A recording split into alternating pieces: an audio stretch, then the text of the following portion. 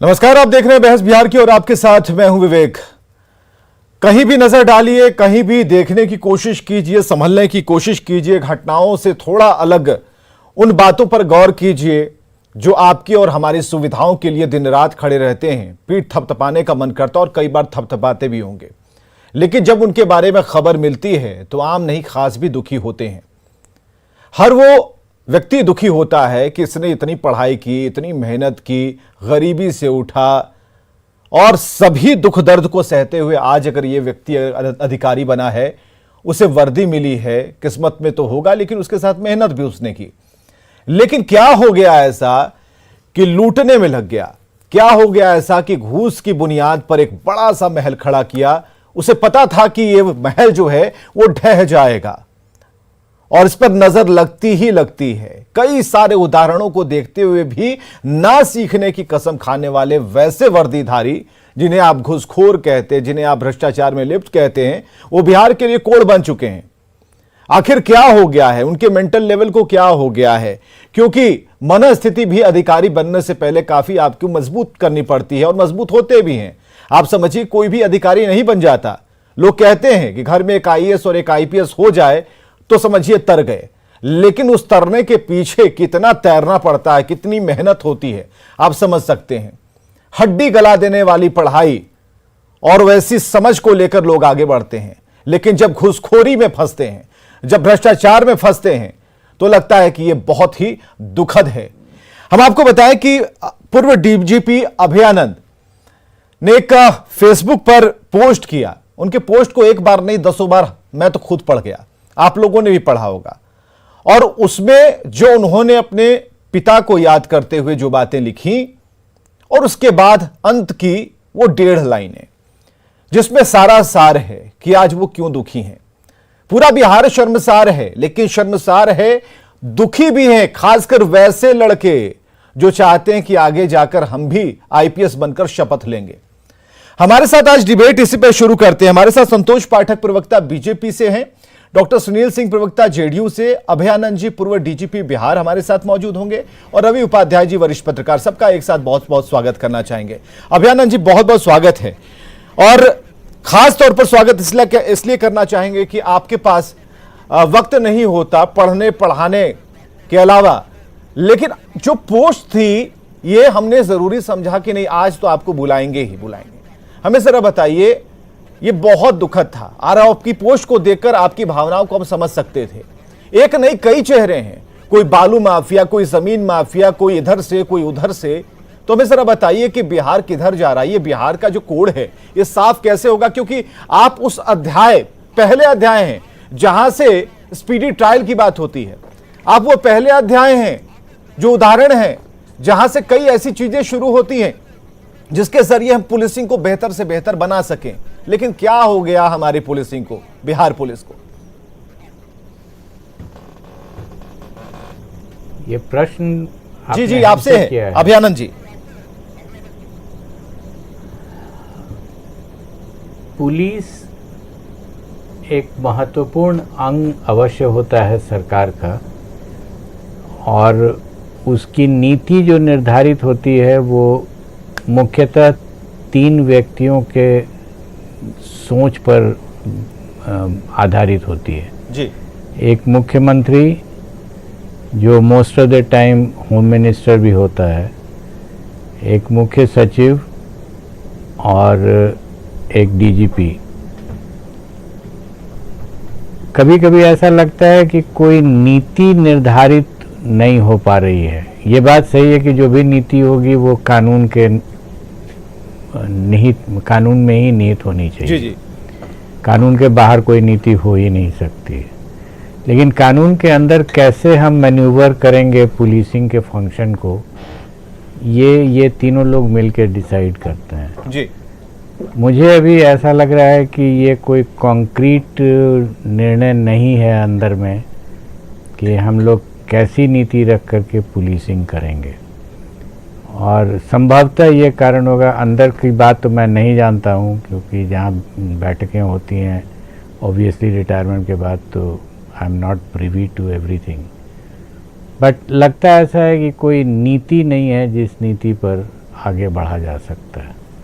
आपका पुराना अनुभव रहा है अभयानंद जी नीतीश कुमार के साथ आपके काम करने का, जितने सरल हैं आप, जितने सुलभ हैं, शायद ही कोई अधिकारी ऐसा रहता है, और जो आप कहते हैं तो आपको सुनने का मन करता है। हम उस वर्दी के पीछे, क्योंकि उस वर्दी को आपने धारण किया, उस वर्दी के अंदर आपने नाम कमाया और सेवा की, सबसे पहले तो सेवा किया आपने, तो हमें बताइए कि बाकी लोग क्यों नहीं कर पाते? अभी जिस बैच की हम बात करते हैं, जिस अधिकारी की बात कर रहे हैं, जिन्हें हम घुसखोर, भ्रष्टाचार, पता नहीं क्या कह रहे हैं, तो क्या कोई खोट रह गया? क्या पढ़ाई में, ट्रेनिंग में क्या कोई कमी रह गई? क्यों ऐसी नौबत आती है कि सारा बिहार जो है शर्मसार हो जाता है?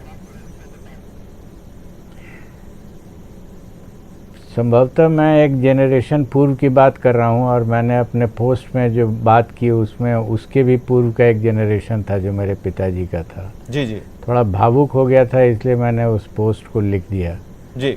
अब शायद उतना प्रासंगिक नहीं है वो पोस्ट, क्योंकि परिस्थितियां बिल्कुल भिन्न हो गई हैं। चलिए अब लेकिन जरा अभी भी अगर हम बात कर जी जी जी जी अपनी बात अभी पूरी भी करें अगर- अभया जी, अभयानंद जी। अभी भी अगर आप बात करेंगे जी तो इकोनॉमिक्स के ही टर्म्स में देखें, या निर्णय लेने की जो स्थिति होती है किसी भी व्यक्ति की, जी निर्णय में दो ऑप्शंस रहते हैं और वो चुनता है एक ऑप्शन को। ऑब्वियसली वो उसी ऑप्शन को चुनेगा जिसमें उसको फ़ायदा होता है। बिल्कुल। अगर उस ऑप्शन को चुने और उसको फ़ायदा नहीं हो, उसको भीषण घाटा होने वाला है, तो वो नहीं चुनेगा। अभी जो भ्रष्टाचार चल रहा है जी उसमें वो ऑप्शन है करें या नहीं करें, उस चुन रहा है इसलिए कि उसको बहुत फ़ायदा उससे होने वाला है आर्थिक, और वो जानता है कि इसमें पकड़ाने के चांसेस बहुत कम हैं, और अगर पकड़े भी जाएंगे तो सज़ा होने के चांस भी और कम हैं, तो वो ट्राई करता है वही ऑप्शन जो उसको बहुत फ़ायदा देने वाला है। जी। डॉक्टर सुनील सिंह, प्रवक्ता जेडीयू से हमारे साथ हैं। नीतियों में कमी है, आखिर नीतियों में क्या कमी होगी? लॉ एंड ऑर्डर वाली सरकार थी सर, नीतीश कुमार को जाना जाता था, और नीतीश कुमार ने हर वो काम किया जिससे कि अपराधी भागते थे। ऐसा क्या हो गया कि अब जो अधिकारी हैं वही अब इसमें लिप्त हो गए, भ्रष्टाचार में लिप्त हो गए? तो नीतियों में कहाँ कमी रह गई? जो बात अभयानंद जी अपने वक्त से लेकर इस वक्त को देखते हुए कह रहे हैं, तो आखिर क्यों ये जो तिकड़ी थी वो कहाँ आकर फेल हो गई? देखिए, अभयानंद सर का तो मैंने पोस्ट नहीं पढ़ा है, अब जाकर नहीं, उस पोस्ट पे कोई सवाल नहीं है। देखिए, उन्होंने अपनी भावनाएं कुछ पुराने संदर्भों को लेकर रखी। हमारा ये कहना है कि जो अधिकारी अभी संलिप्त पाए जा रहे हैं, जो नए अधिकारी हैं, 5 साल पहले वो अधिकारी बने हैं, और उनकी बिल्डिंगें जो है 50 महले की हैं। भ्रष्टाचार का जो महल है उनका, वो 50 तल्ले का है। तो हम ये जानना चाह रहे हैं, जिन नीतियों की बात कर रहे हैं, जिस शिकंजे की बात करें, नीति छोड़ दीजिए, सरकार और जिनके डिपार्टमेंट, जिनके हाथ में पूरा मंत्रालय है, क्या वो पकड़ ढीली होती जा रही है? देखिए विवेक जी, आप इस तरह से नहीं देखें, आप मुझे देखने की ये जरूरत है। माननीय नीतीश कुमार जी ने बिहार में कानून का राज स्थापित किया, और कानून का राज स्थापित करने के लिए, रखने के लिए कृत संकल्पित हैं। आज के दिन में भी अगर घटनाएं होती हैं, अगर समाचार पत्रों में आप पढ़ेंगे, अगर घटनाएं होती हैं तो उससे ज्यादा अनुपात में घटनाओं का उद्भेदन, दोषी का पकड़ा जाना होता है। तो आखिर ये पुलिस पदाधिकारियों के अथक प्रयास से ही संभव है। तो पुलिस पदाधिकारी और हमारी पुलिस दिन रात हो करके, आप देखें हर चीज के मामले में, चाहे वो किसी तरह का, आप कोरोना काल में देखे होंगे आपके का मामला, आपके पूर्णिया एसपी दयाशंकर जी तो कोई ये पहले उदाहरण है नहीं। आपके पूर्णिया एसपी दयाशंकर कोई पहले उदाहरण तो है नहीं। मैं इस पर आ रहा हूं विवेक जी। तो आम तौर पर हमें गर्व है कि हमारे पुलिसिंग पर, कि वो हमारे समाज की रक्षा करते हैं। और कोरोना काल ऐसे जगह में उन्होंने जो अपना रूप दिखाया है, वो और समाज में एक रिस्पेक्टेबल कायम है।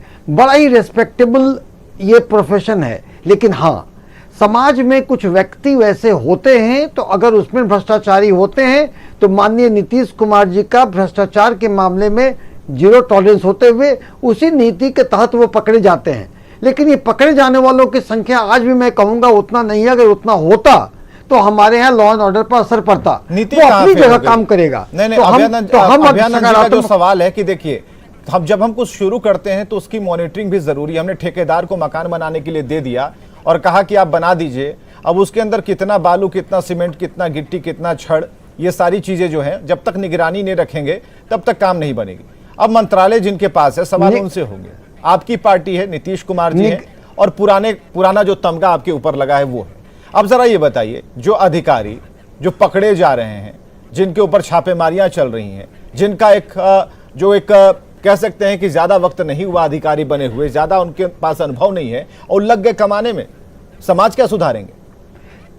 देखिए, निगरानी और अनुश्रवण का ही ये नतीजा है कि ऐसे अधिकारी चिन्हित होते हैं और पकड़े जाते हैं। वो अपनी जगह कानून अपना काम करेगा, भ्रष्टाचारियों को किसी सूरत में बख्शा नहीं जाएगा। लेकिन एक ये भी सच है कि पुलिसिंग भी अच्छी है हमारी, अब पुलिस भी काम कर रही है पूरे अथक प्रयासों के साथ। आप देखेंगे, जाड़ा हो, गर्मी हो, बरसात हो, विषम परिस्थितियों में भी हमारे पुलिस फोर्स काम करते हैं और ये बात वो रिस्पेक्ट के कायल हैं। लेकिन हाँ, ऐसे ब्लैक शिप के कारण उनका प्रोफेशन बदनाम हो रहा है, तो उनका भी नैतिक कर्तव्य है कि वो तो करप्शन ना ही करे, उनके अंदर कोई ब्लैक शिप हो तो उसकी मुखबिरी करके वो पकड़ाएं। संतोष पाठक, प्रवक्ता बीजेपी से हमारे साथ है। सुनील जी कह रहे हैं कि ऑल इज वेल है, कहीं कोई दिक्कत नहीं है, जैसा पहले था, जितनी कड़ाई पहले थी अभी भी वैसी ही है, और जो दोषी होंगे पकड़े जाएंगे। सवाल हमारा यह है कि आप इतनी ढीली क्यों दे रहे हैं कि पतंग कट जाए? विवेक जी, जैसा अभयानंद जी ने बताया, सर ने बताया है जो बात, कि अब विषय यह है कि जो नीतियां हैं सरकार की जी, उस पर किस प्रकार का प्रभाव पड़ा है और वो क्यों उनमें स्लो डाउन आया है नए सरकार के बनने के बाद बिहार में। इसका जो मौलिक कारण है, इसका मौलिक कारण यह है कि जो राज्य सत्ता है वो अर्थ सत्ता के साथ मेल कर गई है और उसमें अधिकारियों की बड़ी भूमिका हो गई है इस सरकार को चलाने में। और जब नीतीश कुमार जी जैसे प्रशासक हर समस्या का समाधान जातियों में ढूंढने लगते हैं तो स्वाभाविक तौर पर लोगों को इस प्रकार का काम करने का मौका मिलता है और जो प्रशासन पर मुख्यमंत्री की पकड़ होनी चाहिए वो कमजोर होती है। जैसे मुजफ्फरपुर में जो ये बेगूसराय में जो कांड हुआ उसको मुख्यमंत्री जी ने तुरंत जाति से जोड़ दिया, तो स्वाभाविक तौर पर एक जो मेहनत करने वाले जो पदाधिकारी हैं उनका मोराल डाउन होता है और इस प्रकार का लाभ उठाने वाले जो लोग हैं, जो इस परिस्थिति का लाभ उठाना चाहते हैं, वो लाभ उठा रहे हैं बिहार में। तो जो नीतिगत निरपेक्षता होनी चाहिए थी मुख्यमंत्री के लेवल पर, आज वो नहीं है। और इसी प्रकार से जो भावनात्मक तौर पे जो लोग सिर्फ भ्रष्टाचार के दृष्टिकोण से प्रशासन में आते हैं, उनको नीतीश कुमार जी जैसे मुख्यमंत्री के नीचे मौका मिल रहा है और लगातार मिलता रहा है पिछले कुछ वर्षों में। इस विषय पर हमारी एक स्पष्ट राय रही है। पिछले कुछ वर्षों का जिक्र किया, लेकिन सरकार में तो आप थे, हमारे तो कुछ महीनों की सरकार पहली बार डीजीपी बने थे अपनी तरफ और हमको स्पष्ट तौर पर याद है विवेक जी, मैं ये हमको याद है कि सर जब पहली बार डीजीपी बने थे तो किस प्रकार की पुलिसिंग का नेक्सस जो है वो बिहार में सुदृढ़ हुआ था और हमारी मांग आज तक वैसी ही रही है। हम जब भी सरकार में रहे हमारी नीतिगत निरपेक्षता रही है जातियों से ऊपर और धर्म से ऊपर, इसलिए अधिकारियों पर भी एक लगाम रहा था जो आज के डेट में पूरी तरीके से बेलगाम हो चुके हैं और भ्रष्ट तंत्र जो पैदा हुआ है राज्य तंत्र के नीचे उसको मौका मिल रहा है, वो अपना लाभ उठा रहा है। 2 महीना पहले ठीक था, 2 महीना पहले ठीक था, सब आपके देखिए बीच में हम आपके नहीं बोले, जो कोशिश करनी चाहिए थी मुख्यमंत्री जी के लेवल पर वो नहीं हो रही है। ये मैं नहीं कह रहा हूं, सर ने कहा है, जिन्होंने खुद अपने नीचे पूरे बिहार में लॉ एंड ऑर्डर भी सुदृढ़ किया और किस प्रकार की पुलिसिंग की जो मेंटल लेवल होना चाहिए उसको भी सर ने सुदृढ़ किया है। सर ने ही ये कहा ना कि नीतिगत निरपेक्षता अब नहीं रही, उस पर जातियां हावी हो रही हैं एक प्रकार से, और जिस प्रकार का गठबंधन बना है बिहार में ये तो स्वाभाविक तौर पर एक मौका देने के लिए ही बना है। अब ये लालू जी का जो कुनबा है, सर ने अगर इस पर नहीं आगे, रवि उपाध्याय हमारे साथ है, भ्रष्टाचार में सर हमारे रवि उपाध्याय हमारे साथ है, रवि उपाध्याय जी कि हम भी कुछ लपेट लें इसमें। रवि उपाध्याय जी, हम शर्मसार तो सभी लोग हैं, कोई अधिकारी या कोई पूर्व अधिकारी की बात नहीं है, बात है बिहार की। और जब बात बिहार की हो रही है तो हम लोग सभी लोग शर्मिंदा हैं, क्योंकि भगवान ने बहुत कम लोगों को चुना जो ऐसे पदों तक पहुंचते हैं, उन्हें वर्दी मिलती है ताकि आप सेवा कीजिए, लेकिन सेवा में मेवा पाने का जो एक असंतोष की जो अंदर जो भावना होती है कि नहीं हमें और चाहिए, इसमें बहुत कम पीरियड में ऐसे अधिकारी तैयार हो रहे हैं। इससे पहले भी नपे हैं, अब कोई बालू माफिया से जुड़ा था, कोई जमीन के लिए लड़ रहा था, अब तो देखिए महल और अटारी हम देख पा रहे हैं कि क्या इनकी हैसियत होती जा रही है। तो हमें जरा ये बताइए कि ये क्या जो संख्या है ये कहाँ कमी है और इसको कैसे ठीक किया जा सकता है? विवेक जी, एक चीज हम बताना चाहेंगे कि ये जो दयाशंकर जी का मामला, जो अभी ताजा मामला है, ये 2016 बैच के आईपीएस अधिकारी हैं जी। और इनकी पोस्टिंग कहाँ कहाँ हुई और यह बात छिपी नहीं है वहाँ पर क्या इन्होंने किया है, ये हम नहीं, जहाँ पर भी वहाँ पर कोई भी पत्रकार है किसी भी संस्थान का है उससे आप पता करवा लीजिए, इनके बारे में स्पष्ट पता है।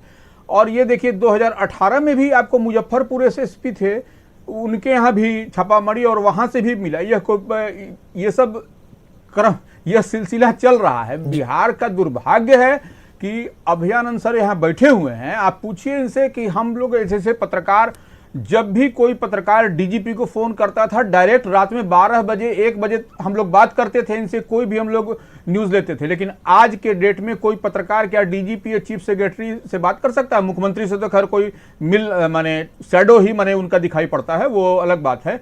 लेकिन ये दोनों से तो हम लोग बात भी नहीं कर पाते हैं, कभी नहीं। हमारी बात नहीं किसी भी, अभी हम वर्किंग हैं, ऐसा नहीं कि हम रिटायर कर गए हैं तब हम लोग से बात नहीं हो पाती है। तो ये दुर्भाग्य है हम लोगों का।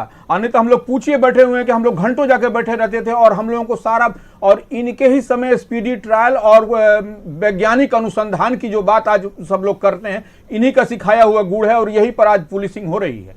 फिर भी ये देखिए, जब तक सिस्टम में ऊपर से नीचे बदलाव नहीं होगा, हम पहली बार आपके यहाँ नहीं बोले, कई बार हम बोले हैं, ऊपर से नीचे तक बदलने की आवश्यकता है। इसके लिए अभयानंद सर को हम चाहते हैं, हमारी इच्छा है। अब करना न करना तो गृह माने मंत्री नीतीश कुमार की जिम्मेदारी के, इनको बैठा करके एक पुलिस के ऊपर एक ऐसा आदमी बैठाया जाए जो कि अवकाश प्राप्त कर चुके हैं, इनसे सलाह मशविरा लिया जाए किस तरह से पुलिसिंग हो। और बिल्कुल क्यों नहीं हो सकता, जैसे सीडीएस बनाया गया, बिल्कुल क्यों नहीं हो सकता है? अगर सारी चीजें शुरुआत, कुछ अच्छी चीजें शुरुआत की गई, अपराधियों के मन में भय हुआ, तो जो वजह भय की जो पीछे जो एक कारण रहा, भय का एक माहौल क्रिएट हुआ अपराधियों के मन में, वो तो होना चाहिए। और उसके लिए जो लोग जिम्मेदार अधिकारी हैं, बढ़िया अधिकारी हैं, उनको लाना चाहिए। अभयानंद जी, सुधरेगा कैसे? हम इस निष्कर्ष पर आना चाहते हैं, क्या करना चाहिए? ठीक है, नीतियों में गड़बड़ी है, करें क्या, कैसे? क्योंकि इनकी भी तो अब इतनी कठिन ट्रेनिंग होती है, उसके बारे में हमें तो नहीं पता, लेकिन काफी कड़ी ट्रेनिंग होती है, सब कुछ लिखाया पढ़ाया, सब कुछ समझाया जाता है,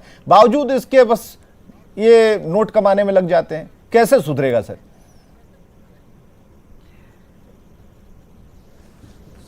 अभयानंद जी का तो रास्ता, हाँ मैं सुन रहा हूँ, मैं कोशिश कर रहा हूँ आपके मुश्किल प्रश्न का जवाब देने का।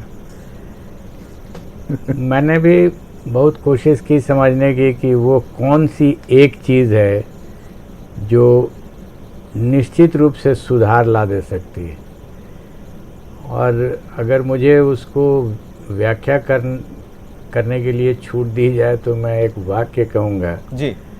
जिन तीन व्यक्तियों का मैंने नाम लिया, मुख्यमंत्री, मुख्य सचिव और पुलिस महानिदेशक जी, उसमें एक के बारे में आम आदमी के बीच में और खास आदमी के भी बीच में एक भावना पैदा हो कि ये आदमी अगर साक्ष्य के साथ पकड़ लेगा तो आपको ईश्वर भी नहीं छुड़वा सकता है। ये भावना घर कर जानी चाहिए हर एक पदाधिकारी में, और मे बी एनीवन जिसने भी क्राइम किया है। तो शब्द मैंने जो इस्तेमाल किया है वो है साक्ष्य के साथ। हवाबाजी नहीं होनी चाहिए, एडिटोरियल पर कोई कार्रवाई नहीं होगी, क्योंकि पुलिस का काम अनुसंधान है, एडिटोरियल लिखना नहीं है। अगर साक्ष्य मिल गया और ठोस साक्ष्य मिल गया तो आप ईश्वर के यहाँ से भी पैरवी ले आइएगा, चांस ही नहीं है छूटने का आपका। और वो परसू होगा टिल द लॉजिकल एंड जी।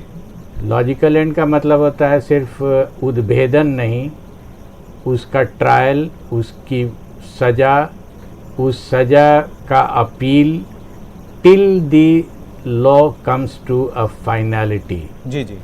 क्योंकि हमारी व्यवस्था में, कानून में बहुत सारे पुछले होते हैं, वो अगर आप एक बार कन्विक्शन करा दीजिए तो फिर पीछे लग जाएगा वो। हमको याद है कन्विक्शंस बहुत हुए, उसके बाद अपील फाइल हुआ हाई कोर्ट में, सब बेल हो गया, क्राइम का स्पॉट आ गया।